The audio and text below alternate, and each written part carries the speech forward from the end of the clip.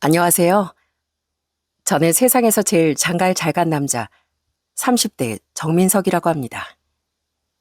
사람을 판단할 때 외모보다 마음을 봐야 한다는 말 많이 들어보셨을 겁니다. 제 아내가 바로 그 말에 꼭 맞는 사람이에요.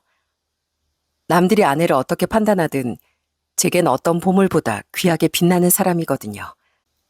이런 아내가 얼마 전 저희 집안을 완전히 뒤집어버린 큰 사고를 친 적이 있었는데요. 지금부터 그 이야기를 들려드릴 테니 귀 기울여 들어주시면 고맙겠습니다. 저희 집은 3남 1녀 다복한 가정이랍니다. 저는 사남매 중 막내라 부모님의 사랑을 독차지하며 자랐고요. 그 당시 저희 아버지가 화물차 운전을 하셔서 집안 형편이 그리 넉넉하진 않았지만 전 부잣집 도련님처럼 귀여움만 받고 자랐습니다. 엄마, 나도 장난감 사줘요. 요즘 TV에 나오는 장난감인데 서로 합체도 되고 날개도 막 움직이는 거 갖고 싶어요. 장난감? 너 저번 생일에 사준 것도 있고 이미 많이 가지고 있잖니. 정 그러면 12월에 크리스마스 선물로 사줄게. 그때까지 기다릴 수 있지? 어린날의 전 참 철부지였습니다. 그때마다 절 무섭게 혼낸 건 바로 제 위에 누나였어요. 야, 정민석, 너 뚝 안 그쳐? 너 이제 10살이야. 유치원생처럼 울고 떼쓸 나이 지났다고. 엄마, 얘 계속 이러면 학교 그만 다니게 하고 다시 유치원으로 보내버려. 누난 저보다 4살이 많았는데 저에겐 형들보다 더 무서운 존재였답니다. 어머니 앞에서 울고불고 하던 저도 누나만 등장하면 울음을 뚝 그치곤 했으니까요. 어머닌 이런 누날 오히려 걱정하시곤 했습니다. 아휴, 딸 하나 있는 게 성격이 저렇게 드세서 어쩌면 좋아. 아들들보다 목소리가 더 크니 말 다 했지. 우리 집 군기반장은 국기 제라니까. 그때 제게 누난 제일 무섭고 강한 존재였어요. 하지만 이런 누나가 세상에서 가장 여리고 약한 사람이라는 걸 깨닫기까진 그리 오래 걸리지 않았답니다. 그건 제가 13살이던 무렵이었어요. 그날도 아버진 화물차를 몰러 새벽까지 출근하셨죠. 내 새끼들 잘 자고 있어. 아버지 다녀온다. 여보, 나 다녀올게. 부산 도착하면 그때 전화할게. 여보, 운전 항상 조심하고 졸리면 휴게소에서 잠깐이라도 눈 좀 붙여. 너무 무리하지 말고. 평소 같으면 아버지가 출근하시는 줄도 모르고 단잠에 빠져 있었을 텐데 그날따라 일찍 눈이 떠지더라고요. 그래서 처음으로 먼 길을 가시는 아버지를 배웅하게 되었어요. 아빠, 출근하시는 거예요? 그러면 올 때 휴게소에서 호두과자 사다 주시면 안 돼요? 아빠가 휴게소에서 사오는 호두과자가 제일 맛있거든요. 우리 막둥이가 아버지 배웅을 하는 게 아니라 간식 심부름을 시키는구나. 알겠다. 오면서 아빠가 호두과자 이만큼 사오마. 아버진 껄껄 웃으시며 제 머리를 잔뜩 헝클었습니다. 그리곤 대문을 열고 척척 걸어 나가셨어요. 그리고 그게 아버지의 마지막 모습일 거라곤 상상도 하지 못했습니다. 화물차를 몰고 부산으로 향하던 아버진 새벽녘 고속도로에서 큰 사고를 당하셨습니다. 비가 내린 뒤라 도로가 미끄러웠고 앞에서 갑자기 멈춰선 차량을 피하려다 차가 가드레일을 들이받은 거예요. 그 충격이 워낙 커서 아버진 사고 이후 병원으로 옮겨졌지만 끝내 의식을 회복하지 못하셨고요. 여보, 눈 좀 떠봐요. 나하고 당신 자식들은 앞으로 어떻게 살라고 이렇게 혼자 가는 법이 어딨어요. 난 당신 못 보내. 이렇게 못 보내. 아버지, 제발 일어나 보세요. 아버지 없으면 저희 어떻게 살아요? 어머니도 저희 형제들도 갑작스러운 아버지와 이별에 모두 큰 충격을 받았습니다. 그 중에서도 가장 힘들어하던 건 저희 누나였어요. 남매 중 유일한 딸이었던 누난 아버지의 사랑을 독차지했었거든요. 저희 중에 아버지 제일 잘 따르고 챙기던 사람도 누나였고요. 그때 고등학생이던 누난 아버지를 잃은 충격으로 밥도 거의 먹지 못했고 밤마다 울며 지새우다 보니 급격히 몸이 쇠약해졌습니다. 그때 어머니는 갑자기 저희 사남매를 혼자 키워야 했기 때문에 그런 누나를 챙길 여력도 없었고요. 누난 저희 형제들이 학교에 가면 혼자 방에 우두커니 앉아 있었어요. 누나, 나 학교 가. 밥 꼭 챙겨 먹고 혹시 먹고 싶은 거 있으면 말해. 나 용돈 모아둔 거 있어. 그걸로 사올게. 누난 꼭 예전 아버지가 그러셨던 것처럼 조용히 제 머리를 쓰다듬었습니다. 누난 이때 크게 알았던 것 때문에 평생 지병에 시달리게 되었어요. 형들은 전보다 더 공부에만 매달리고 말수가 줄어 어린 제 눈에도 낯설게만 느껴졌고요. 어머닌 그런 저희를 보며 더 마음을 굳게 다잡으셨던 것 같습니다. 어머닌 낮엔 시장에서 생선을 팔고 밤엔 각종 부업을 하시며 생활비를 버셨어요. 아버지를 잃은 뒤 저희 집은 예전 모습과는 완전히 달라져 있었습니다. 너희들 잘 들어. 엄마가 이렇게 생선 비린내 맡아가면서 일하는 것도 다 너희들 잘 되라고 그러는 거야. 그러니 엄마 실망하게 하는 일은 절대 없었으면 좋겠구나. 엄만 더는 너희들 어리광 받아줄 여력이 없어. 사는 것이 팍팍해지다 보니 어머닌 저희에게 점점 더 많은 걸 요구하셨죠. 난 국립대 아니면 너희 대학 못 보내준다. 그러니까 대학 가고 싶으면 공부 열심히 해서 장학금을 받든 국립대를 가. 어머니가 저를 생각해서 하시는 말씀이라는 건 알지만 어린 마음엔 그 말들이 무겁게만 느껴지더라고요. 그렇게 학교를 마치고 어른이 된 저흰 부지런히 살 길을 찾아 떠났습니다. 형들은 좋은 대학을 나와 괜찮은 직장에 들어갔고 누나도 대학을 졸업한 뒤 집에서 멀지 않은 곳에 있는 보습학원에서 일하게 되었어요. 파트타임 학원 강사라 누나 몸에도 무리가 없는 일이었고요. 저도 형들만큼은 아니지만 그리 나쁘지 않은 직장에 들어가게 되었답니다. 그러다 큰형이 결혼하고 싶은 사람이 생겼다며 형수님을 집으로 데려왔어요. 여긴 우리 어머니셔. 인사드려. 어머니, 이 사람이 제가 말한 그 사람이에요. 안녕하세요. 처음 뵙겠습니다. 서경애라고 합니다. 아휴, 우리 교수 며느리 왔구나. 강의하느라 바쁠 텐데 우리 집까지 와줘서 고맙네. 어서 앉아. 그래, 음료는 뭘 좋아하나? 커피, 아님 녹차? 그 당시 형수님은 대학에서 학생들을 가르치는 강사였어요. 처음 형수님을 봤을 땐 조교수로 일하고 있었는데 얼마나 당차고 콧대가 높던지 기센 저희 어머니도 쩔쩔 맬 정도였다니까요. 어머니는 형수님을 어려워하면서도 큰형이 장가 잘 갔다고 얼마나 좋아하셨는지 모릅니다. 우리 장남이 한 건 했다. 아주 한 건 했어. 우리 집안의 교수 며느리라니 하늘에 계신 너희 아버지도 기뻐하고 계실 거다. 지금 조교수면 곧 부교수로 승진도 할 수 있는 거지? 세상에나 그럼 연봉이 대체 얼마야?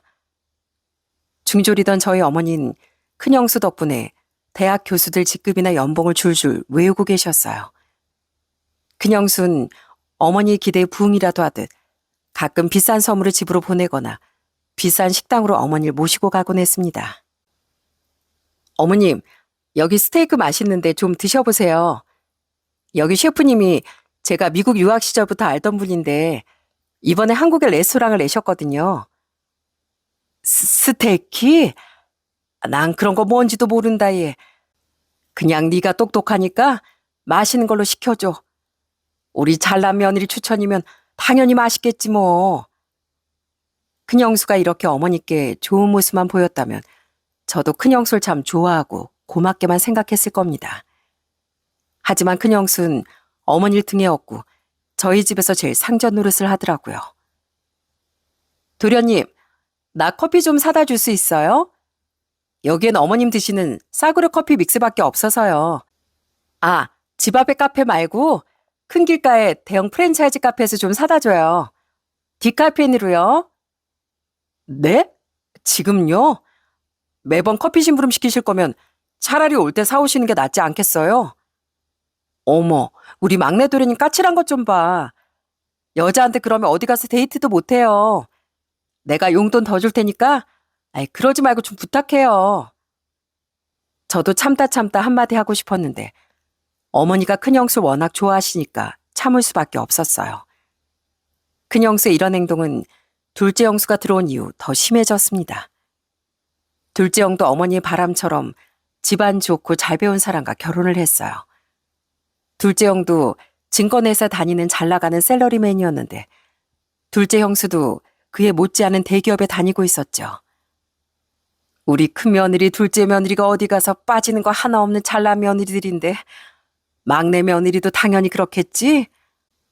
우리 막둥인 엄마를 실망시키지 않을 테니까. 그지? 하지만 전 형수들을 보며 오히려 결혼해서 멀어지면 멀어졌지 좋다는 생각이 들지 않더군요. 왜냐면 저희 큰형수가 호랑이 같은 스타일이었다면 둘째 형수 완전 여우 같은 스타일이었거든요. 아, 형님 같은 분이 있어서 제가 얼마나 든든하고 좋은지 몰라요. 제 직장도 사실 어디 가서 말하면 다들 우아할 정도인데 형님은 교수잖아요.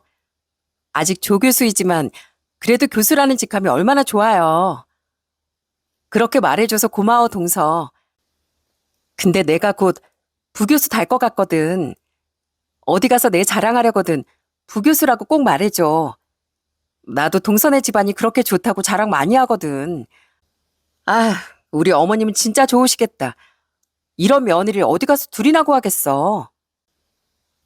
형수들은 매번 서로 칭찬하는 듯 하면서 돌려까고 저희 어머니는 또 그 기싸움도 모르고 그저 잘난 며느리라 좋다고 웃고 계시니 전 속으로 한숨이 절로 나왔습니다. 하지만 결혼관영 거리가 멀다고 생각했던 저도 제 인생을 걸 만큼 사랑하는 여자를 만나게 되었어요. 아내는 저희 회사 거래하는 하청업체의 경리였습니다. 사실 하청업체 직원과 제가 만날 일은 없었지만 반드시 만날 운명이었는지 처음 우연히 아내를 보자마자 첫눈에 반하고 말았어요. 아내는 이런 절 계속 밀어내기만 했고요. 제가 어떤 사람인 줄 알면 민석 씨도 절 떠날 거예요. 여태껏 많은 사람이 그랬거든요. 저한테 또다시 상처 주지 마세요. 전 민희 씨가 외계인이라도 상관없어요. 아니, 그보다 더한 사람이라도요. 민희 씨 외계인 아니죠? 막 사람을 해치거나 밤에 늑대로 변하는 거 아니잖아요. 그럼 전 다 괜찮아요. 제가 이렇게 매달리니 아내는 결국 그렇게까지 절 밀어내야 했던 이유를 털어놨습니다. 저도 민석 씨가 좋아요. 하지만 우리 너무 달라요. 우선 전 가진 게 하나도 없고 학교도 고등학교 겨우 졸업했어요. 대학 문턱은 밟아보지도 못했고요. 그것보다 전 가족이라곤 하나도 없는 고아예요. 그래도 정말 괜찮겠어요? 민희 씨 미안해요. 난 그런 것도 모르고 무작정 조르기만 했던 것 같네요.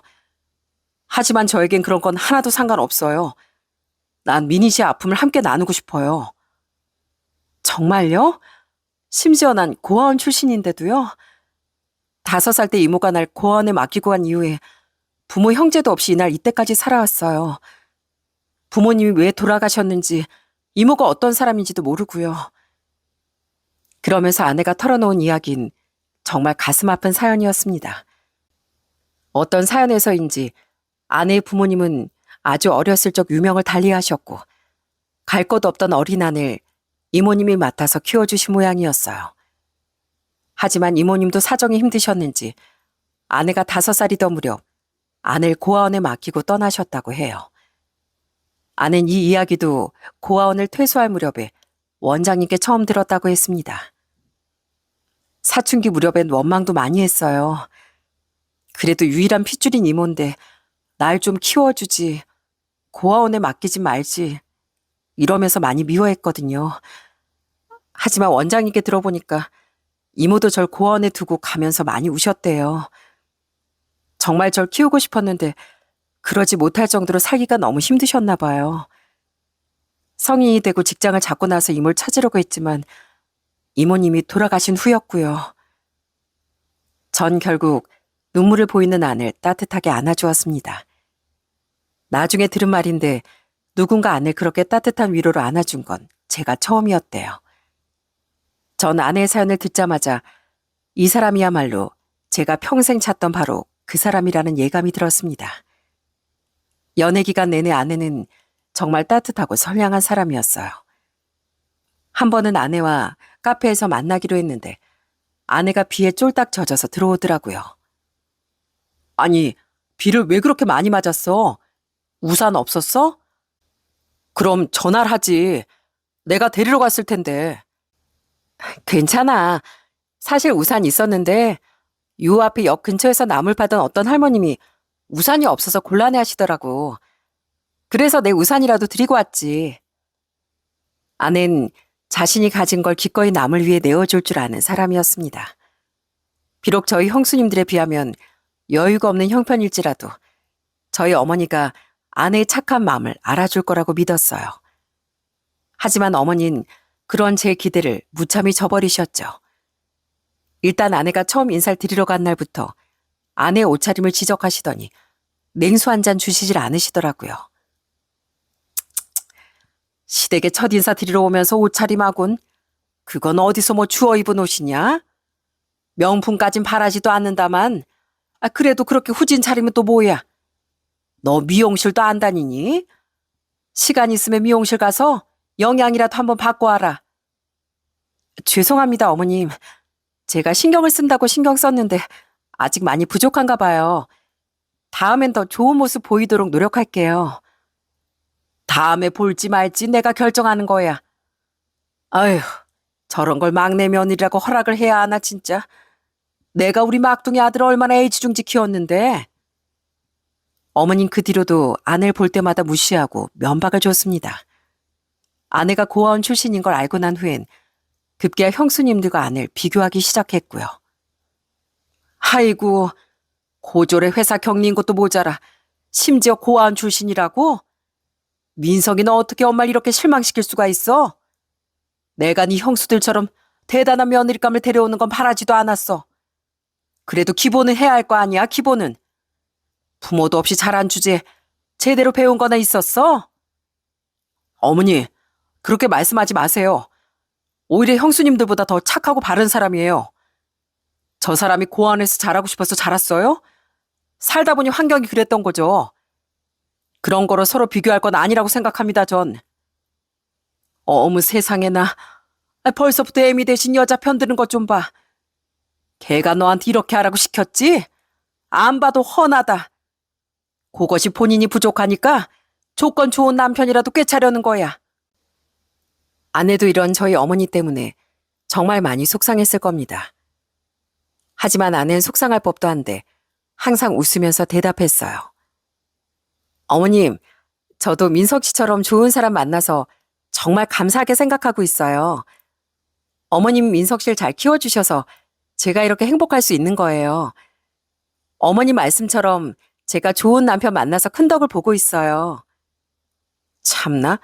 너 웃긴 왜 웃니? 내 앞에서 웃지 말어. 내 아들 덕분에 너 행복한 꼴 보기 싫으니까. 하지만 이런 어머니도 결국 저와 아내의 의지를 꺾지 못했고 정말 마지못해 결혼을 허락해 주셨습니다. 저희 결혼식 때도 동반 입장을 했는데 어머니 그걸 보시고 혀를 끌끌 차셨어요. 아휴, 혼주석에 나 혼자 덩그러니 앉아서 이게 뭐니? 아마 하객들 전부가 무슨 집안이냐고 손가락질했을 거다. 내가 눈 딱 감고 결혼을 허락하긴 했다만 아직도 속상해서 잠이 안 온다, 잠이. 참으세요, 어머님. 동서가 그래도 말도 잘 듣고 꽤 순종적인 것 같던데요. 동서까지 나가서 돈 벌 필요 뭐 있어요. 집에서 얌전하게 살림이나 잘하면 그만이죠. 안 그래, 동서? 형님 말씀이 맞아요, 어머님. 오히려 잘 됐네요. 나중에 저희 아이 나오면 동서한테 부탁 좀 해야겠어요. 저흰 일하느라 워낙 바쁘니까요. 그래도 저는 내심 어머니께 작은 기대를 걸고 있었습니다. 결혼 전엔 아내를 못마땅해 하셔도 시간이 좀 지나면 아내의 진심을 알아주실 거라고요.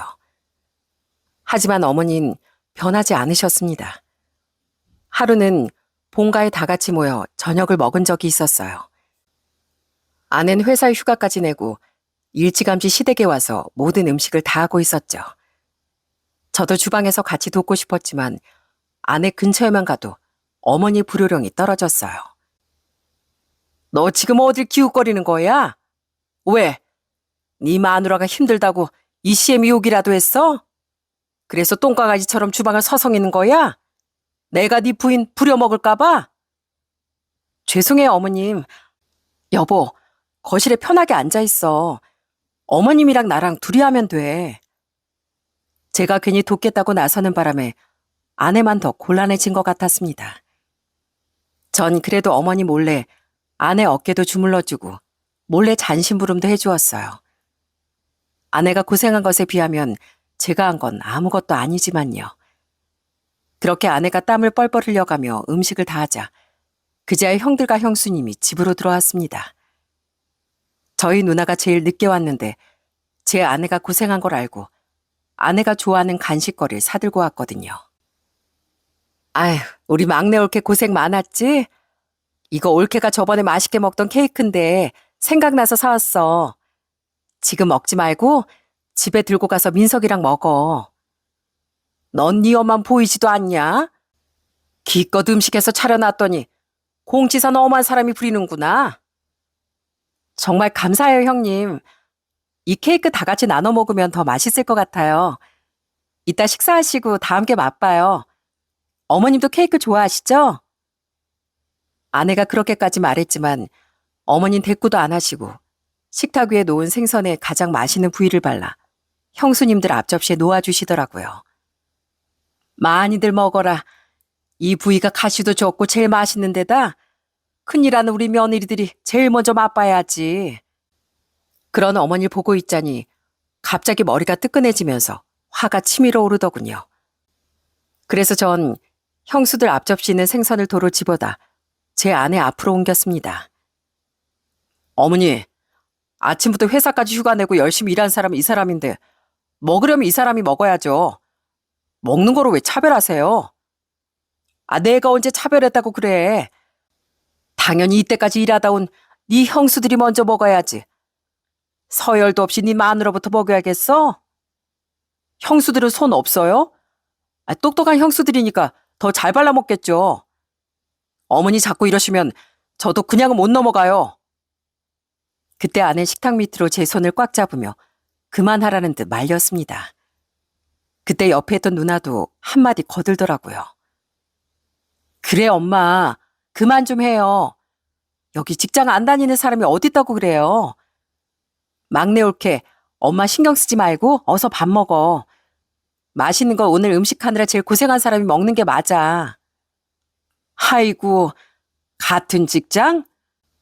대학 교수 대기업 직원이랑 구멍가게 경리랑 같니? 그런데 그때였습니다. 그때까지 절 말리던 아내가 갑자기 젓가락을 빼들었어요. 그러더니 생선의 제일 맛있는 부위를 어머니 앞에 놔드리는 거예요. 형님 말씀이 옳아요.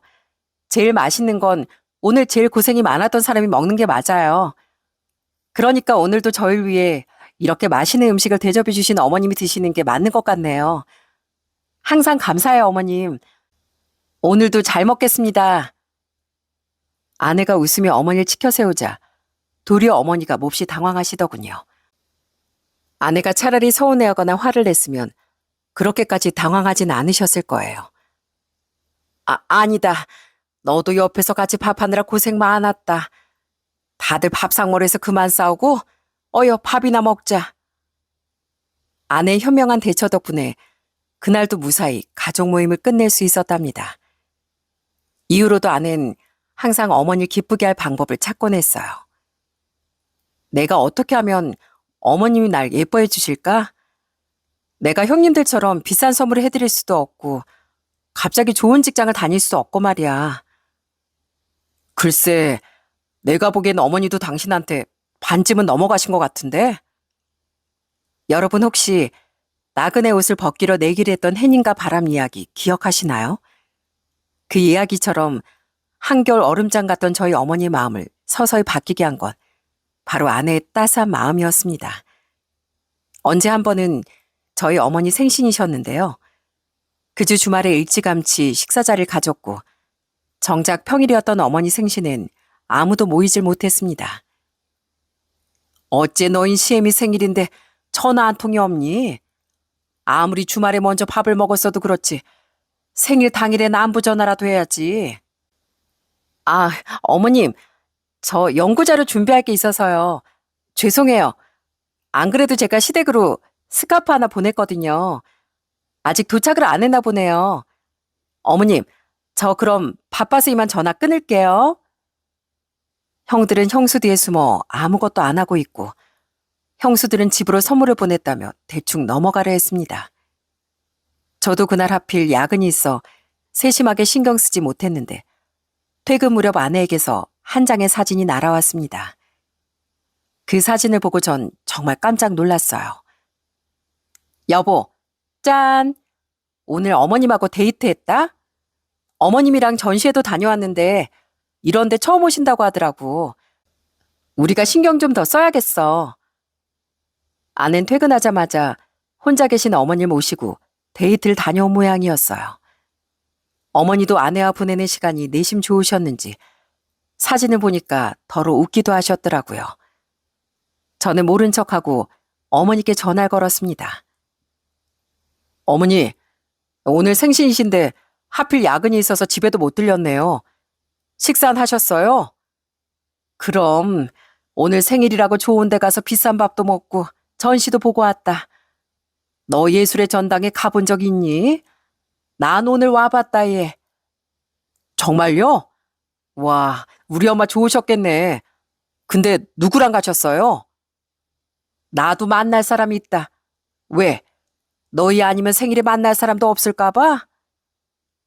전 새침하게 대답하신 어머니가 귀엽다는 생각이 들어 웃음이 나왔습니다. 즐거운 생일을 보냈다고 실컷 자랑하셨는데 그 상대가 그렇게 구박하던 막내 며느리라곤 말하고 싶지 않으셨나 봐요. 전 그날만큼은 어머니의 자존심을 건드리지 않으려고 그냥 웃고 말았네요. 그 이후에도 아내를 대하는 어머니의 태도가 부쩍 달라지신 게 눈에 보이더라고요. 그날은 아버지 기일이었는데 형수들은 오지도 않고 형들만 왔더라고요. 아니, 큰 며느리 작은 며느리는 어디 가고 너희만 왔어? 오늘 네 아버지 기일인 거 몰라? 알아요.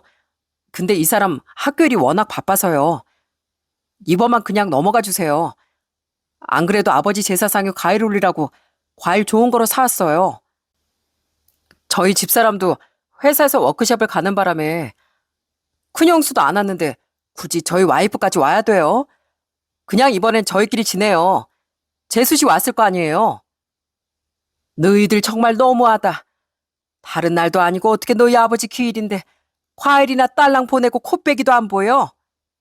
아무리 세상에 없는 시아버지라지만 정말 정도 없다. 정도 없어. 어머니는 형수들에게 몹시 서운해하시며 당장이라도 일을 빼고 집으로 데려오라며 호통을 치셨습니다. 그러자 저희 큰형이 하는 말이 정말 가관이었어요. 아, 어머니도 참 너무하시네요.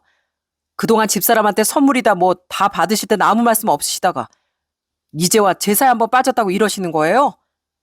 그 정도 받으셨으면 한 번은 눈 감아 주실 수 있잖아요.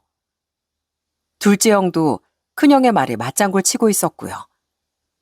어머니 서운함이 너무나 크셨는지 저희가 집에 돌아갈 때까지 방에서 나오지도 않으셨답니다. 결국 저희끼리 서둘러 제사를 드리고 조금 앉아있다가 집에 돌아가려던 참이었어요. 형들은 이미 집으로 가버렸고 저희도 슬슬 일어날까 했는데 갑자기 아내가 머뭇거리려는 절 붙잡더라고요. 우리 오늘은 어머님 댁에서 자고 가자. 어차피 내일 주말이잖아. 안 그래도 아버님 기일이라 혼자 적적하실 텐데 우리까지 가버리면 어머님 혼자 계시잖아. 그러더니 아내는 제가 뭐라 말릴 새도 없이 안방문을 두드렸습니다. 어머님, 저 막내인데요. 저희 오늘 여기서 자고 가려고요. 빈 방에서 자고 갈 테니까 신경 쓰지 말고 푹 주무세요, 어머님. 아내가 그렇게 말하자 영영 안 열릴 것 같던 안방문이 벌컥 열리더라고요. 다른 방은 보일러를 안 돌려서 춥다. 자고 가려거든 안방에서 자고 가든가. 혹시 너희들 자고 갈까봐 내가 이불 빨래까지 다 해놨거든. 어머님 내심 그날만큼은 온 가족이 함께 있고 싶으셨나 봐요. 아내가 그 마음을 딱 알아차린 거고요. 전 정말 오랜만에 어머니 옆에서 잠을 청했습니다. 어머니는 양쪽에 저와 아내를 두고 밤늦도록 아버지 얘기를 해주셨죠. 아마 막둥이 넌 네 아버지 얼굴도 흐릿할 거다. 너 6학년 때인가 저 세상으로 가버렸으니까. 세아가 넌 네 시아버지 얼굴도 모르지? 그때 사진이나 많이 찍어둘걸. 네 시아버지가 얼마나 자상한 사람이었는 줄 아니? 아마 지금 옆에 있었으면 막내 며느리 널 제일 예뻐했을 거다.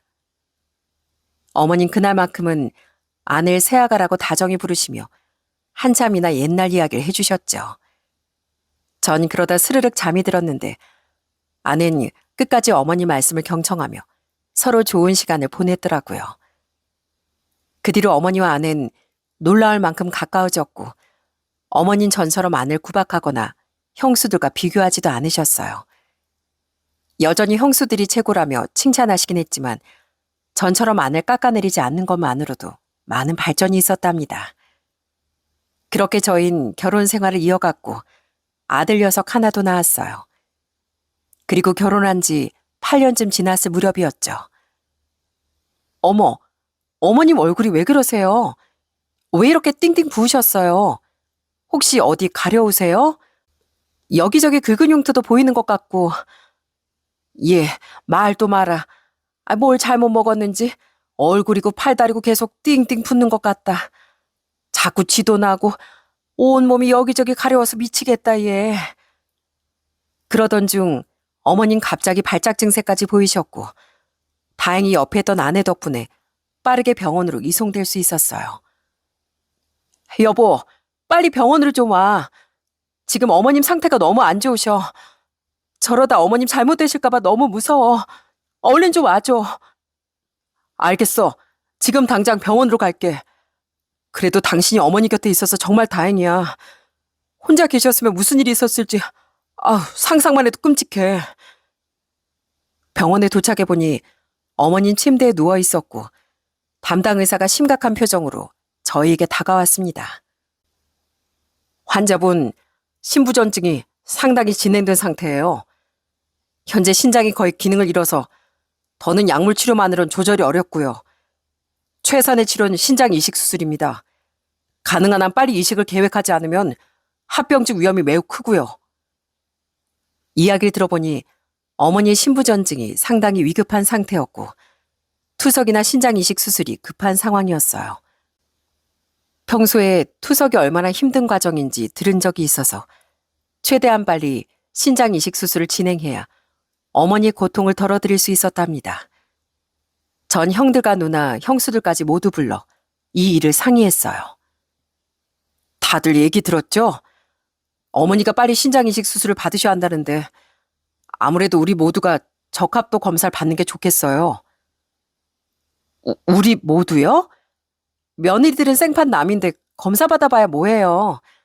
그리고 검사도 꽤 아프다던데. 그래요. 전 당장 출근도 있고 어차피 저랑은 안 맞을 텐데 괜히 시간 쓸 거 있나요? 진짜 말 한번 서운하게들 하시네. 남이라도 맞기만 하면 이식할 수 있어요. 가족이어야지만 이식할 수 있으면 다들 장기 기증을 왜 하겠어요? 내가 강요할 수는 없는 거지만 시간 뺏긴다는 말은 좀 너무하네요. 그러면 아가씨가 해요. 아가씨가 신장 한쪽 떼다가 어머님 드리면 되겠네요.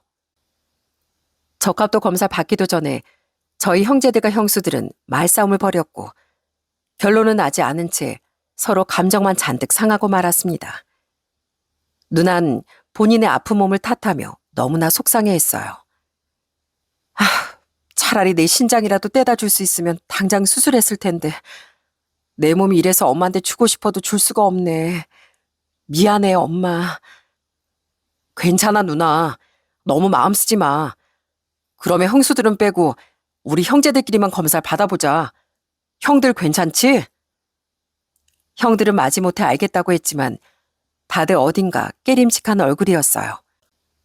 아낸 그날 이후로 어머니 옆에서 24시간 병간호에 들어갔고 저는 제일 먼저 적합도 검사를 받았답니다.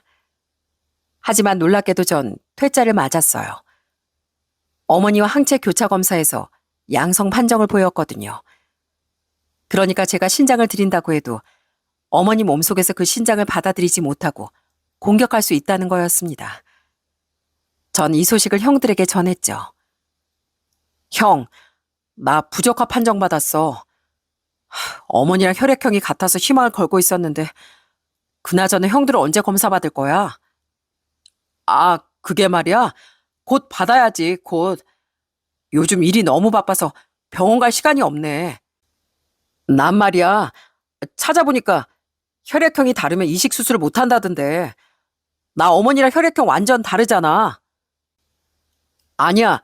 요즘은 기술이 많이 좋아져서 특수항체 제거라면 충분히 받을 수 있대. 그러니까 우선 검사부터 해보자. 아니야. 네가 뭘 안다고 그래. 괜히 무리해서 진행했다가 어머니 건강만 더 해치면 어쩌려고. 나도 알아봤는데 혈액형 달라도 이식 수술을 할 수 있지만 이식 성공률이 낮다잖아. 둘째 형은 갑자기 네가 뭘 아냐며 화를 내며 대화를 끊어버렸습니다. 그 이후로 형들과 계속 얘기를 나누긴 했지만 시간만 점점 흐르고 형들은 아예 적합도 검사조차 하지 않더라고요. 어머니 증세는 점점 심각해지는데 이렇게 시간만 끌다가 큰일이라도 날까봐 걱정이었죠. 전 날로 한숨이 늘어갔습니다.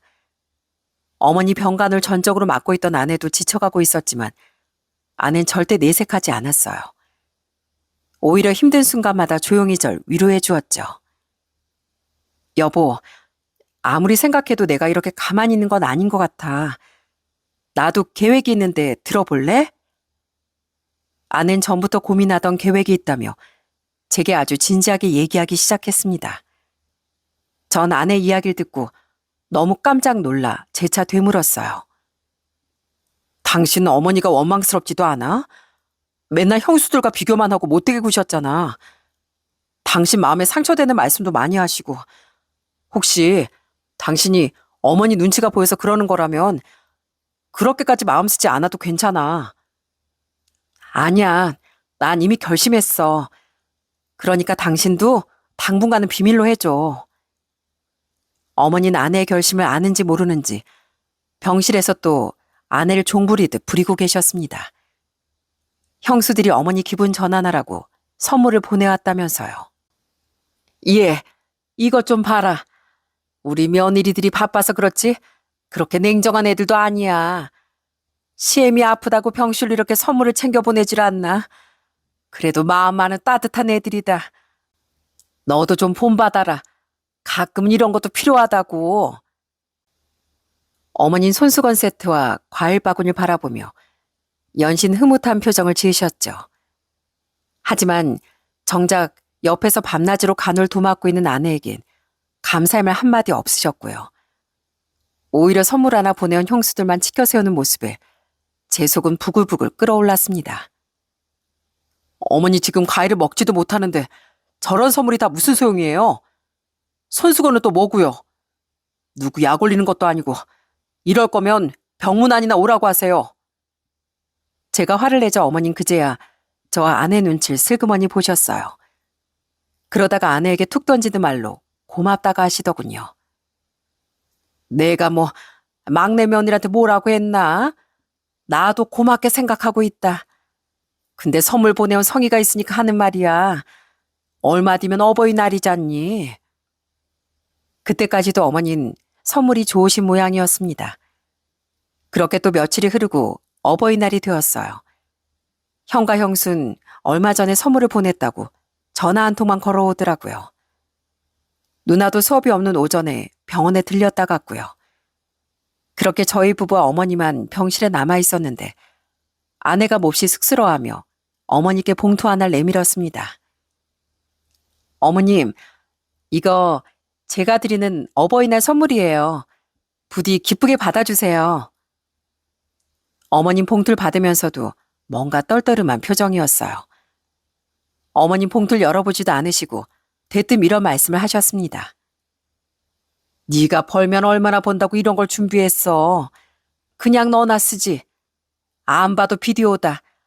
꼴랑 10만 원이나 들었겠지 뭐. 그래도 한번 열어보세요, 어머님. 열어보시면 조금 놀라실 수도 있어요. 왜? 뭐 20만 원이라도 넣었니? 그러시더니 어머니는 봉투를 열어보셨고 봉투 안의 내용물을 보고 실망한 티를 감추지 않으셨어요. 참나, 10만 원도 아니고 심지어 편지 한 장? 내가 어버이날 편지는 애들 중학교 이후로 처음 받아본다. 그래도 뭐라고 썼는지 읽어나 보자. 하지만 정말 놀랍게도 어머니는 아내 편지의 첫 문장을 읽자마자 갑자기 눈물을 보이셨답니다. 아내의 편지는 이러했어요.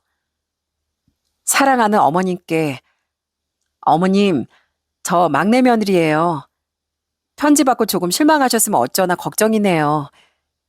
그래도 어머님은 제 마음을 알아주실 거라고 믿어요.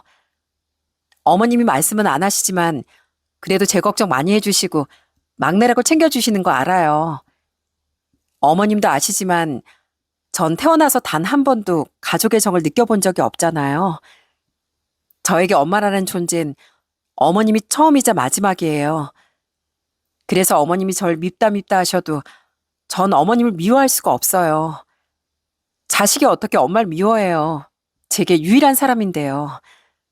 전 진심으로 어머님을 사랑하고 제 친어머니만큼이나 많이 의지하고 있어요. 그러니까 어머님도 제가 드리는 이 선물을 기쁘게 받아주셨으면 좋겠어요. 사실 저 얼마 전에 신장 이식 적합도 검사를 받았고 적합하다는 판정을 받았거든요. 어머님께 도움이 될 수 있어서 정말 기뻐요. 그러니까 어머님 항상 건강하셔야 돼요. 늘 부족한 막내 며느리 올림. 편지를 다 읽었을 땐 저도 아내도 어머님도 모두 오열하고 있었습니다. 어머니는 아내를 끌어안고 대성통곡을 하셨어요. 미안하다, 미안해. 내가 그동안 너무 못된 시엠이라서 미안하다. 내가 자격지심이 있어서 그랬나 보다. 남편 없이 혼자 자식 넷을 기르다 보니 성격만 나빠져서 그랬어. 아가, 날 용서해다오. 아니에요, 어머님. 저에겐 최고로 좋은 어머님이세요. 그러니까 울지 마세요. 곧 수술도 받으셔야 하는데 건강관리 하셔야죠. 그 이후 어머니는 아내에게 진심으로 고마워하셨지만 이식 수술은 몇 번이고 거절하셨습니다. 아직 젊은 아내 건강에 문제라도 생길까 걱정된다고 하시면서요. 하지만 아내의 의지는 어느 때보다 완강했습니다. 수술 받으셔야 돼요, 어머님. 전 2번 다시 가족을 잃는 고통을 겪고 싶지 않아요. 전 절 위해서 결정한 거니까 그동안 제게 미안하셨다면 이번만큼은 꼭 제 의견 따라주셨으면 좋겠어요. 결국 어머니는 아내에게 몹시 미안해하시며 수술에 동의하셨고 장시간의 대수술을 거쳐 무사히 이식 수술을 마치셨답니다. 수술 직후 중환자실로 옮겨졌던 아내는 회복 과정을 거쳐 무사히 퇴원할 수 있었고요. 다행히 아내의 건강 상태가 좋아서 회복 속도도 빠른 편이었습니다. 어머니도 이식받은 신장에 거부 반응이 없는지 여러 검사를 받으셨고요. 한동안은 특별관리구역에서 생활하며 외출이나 방문객을 조심해야 했지만 시간이 지나면서 새로운 신장이 안정되자 혈색도 돌아오고 부기가 빠져 가족들도 다 깜짝 놀랄 정도였어요. 어머니는 수술 이후 아내를 오랜만에 만나던 날 아내에게 고개까지 숙이며 감사 인사를 전하셨어요. 네가 날 살렸다. 넌 내 생명의 은인이야. 날 살려줘서 정말 고맙고 감사하구나, 막내야. 제가 더 감사드려요, 어머님. 이렇게 무사히 회복해 주셔서 제가 더 기쁜걸요. 어머님 그날 한참이나 아내의 손을 잡고 눈물을 보이셨습니다. 옆에서 지켜보던 저와 누나도 그 모습을 보며 눈물 지으며 함께 웃었고요. 저흰 이번 위기도 아내 덕분에 무사히 헤쳐나갈 수 있었네요. 지금은 그로부터 3년이 지났습니다. 그동안 아무 일이 없었던 건 아니었어요. 우선 어머니는 형과 형수들이 적합도 검사도 받지 않은 걸 알고 몹시 화를 내셨죠. 니들은 나 죽으면 제사상 근처에 얼씬도 하지 마라. 난 귀신이 돼서도 니들이 주는 밥 쳐다도 안 볼 거니까. 어머니, 화 좀 푸세요. 제가 안 받고 싶어서 안 받은 게 아니라 사실 집사람이 제 건강을 생각해서 절대 반대하는 바람에 그런 거예요. 저도 드릴 수만 있다면 제 모든 걸 다 드리고 싶었다고요. 넌 옛날부터 그 입만 살았다. 입만 살았어. 네 건강은 그렇게 걱정되고 사경을 헤매던 시엠이 눈에도 안 보이디? 결국 형수들이 3일 밤낮으로 석고대절하고 나서야 겨우 어머니 화가 누그러졌지만 전에 형수들이 누리던 모든 특혜는 박탈되고 말았습니다. 니들 잘 들어라. 오늘부터 우리 집 대장은 우리 막내 며느리 민이다. 민이랑 난 한 몸을 나누는 사이니까 민이의 뜻이 곧 내 뜻인 줄 알거라. 어머닌 정간 180도 다르게 완전히 아내만 편애하기 시작했어요. 집안의 모든 좋은 건 다 아내의 것이었죠. 막내야, 이 과일이 참 예쁘고 탐스럽구나. 내 하나 깎아줄 테니까 먹어볼래? 꼭 우리 막내 얼굴 닮아서 예쁘기도 해라. 행여 아내 앞에 놓은 음식을 누군가 탐하기라도 하면 그 즉시 어머니 불호령이 떨어졌죠. 그게 저라고 하더라도 예외가 없었어요. 니들은 이거 짜투리 있지? 아이 어딜 젓가락을 쓱 들이밀어.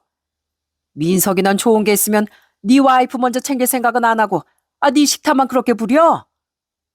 죄가 언제 또 식탐을 부렸다고요? 아유 알겠어요. 자, 예쁜 막내 며느님 다 드세요. 난 당신 잘 먹는 것만 봐도 배부르니까.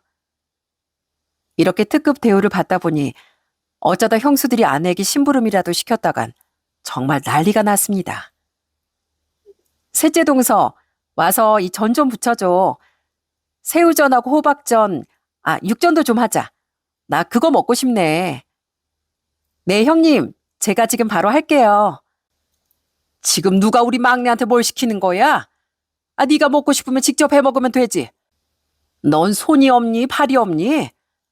너 학교에서도 애들한테 그렇게 가르치냐?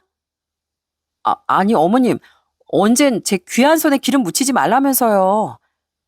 네 손이 뭐가 귀해? 귀한 손은 바로 우리 막내 손이지. 네가 나 아플 때 물 한 번 떠다 준 적이 있어? 형님이 됐으면 막내한테 모범을 보여.